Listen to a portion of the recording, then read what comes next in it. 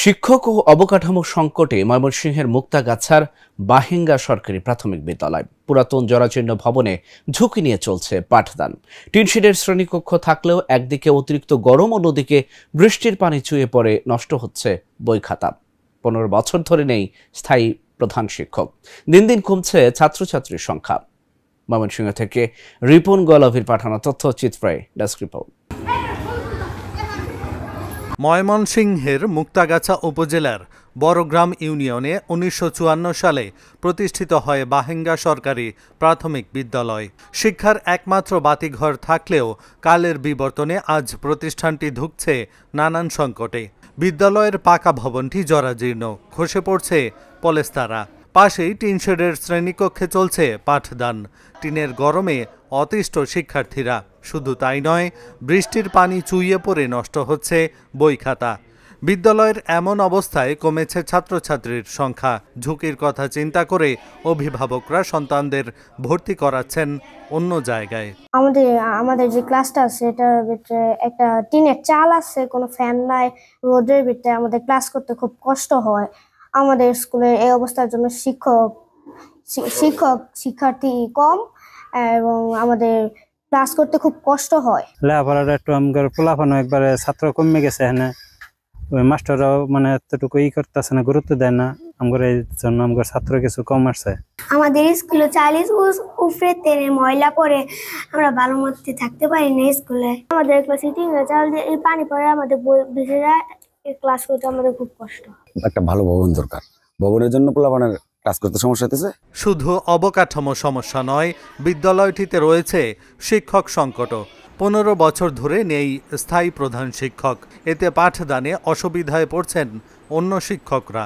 আমাদের এখানে দীর্ঘদিন যাবৎ প্রধান শিক্ষকের পদ শূন্যপদ হয়ে আছে। একজন প্রধান শিক্ষক আসলে আমাদের পাঠ কার্যক্রম পরিচালনা করা খুবই সহজ এবং আমাদের জন্য ভালো হবে। এখানে এই বিদ্যালয়ে দীর্ঘ 15 বছর যাবৎ প্রধান শিক্ষকের পদ শূন্য এবং বিদ্যালয়ের অবকাঠামোগত অবস্থা ভালো না।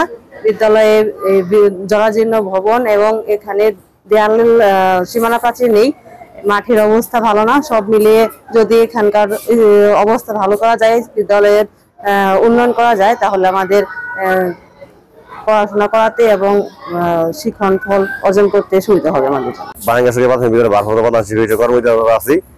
উক্ত বিদ্যালয়ে প্রায় 15 বছর যাবত প্রধান শিক্ষকের পদ শূন্য। ইতিপূর্বে 18 সালে চলতি দায়িত্বের সময় আসছিল একজন প্রধান শিক্ষক।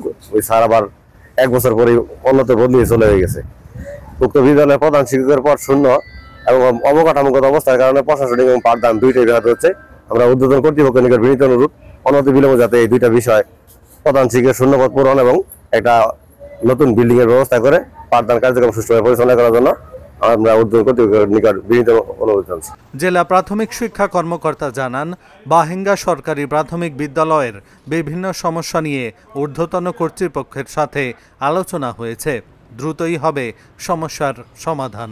উপজেলার বাহেঙ্গা সরকারি প্রাথমিক বিদ্যালয়, এটি প্রধান শিক্ষক নাই। প্রধান শিক্ষক না থাকার কারণ হলো আমাদের 9 সালের পরে কোনো পদোন্নতি হয়নি। 16 বছর হয়ে গেছে। আমাদের 40% হেডমাস্টার নাই সারা বাংলাদেশেই, আমার ময়মনসিংহ জেলাতেও তাই। হয়তোবা 2-1 মাসের মধ্যে পদোন্নতি হলে আমি প্রধান শিক্ষক দেবো আর কি।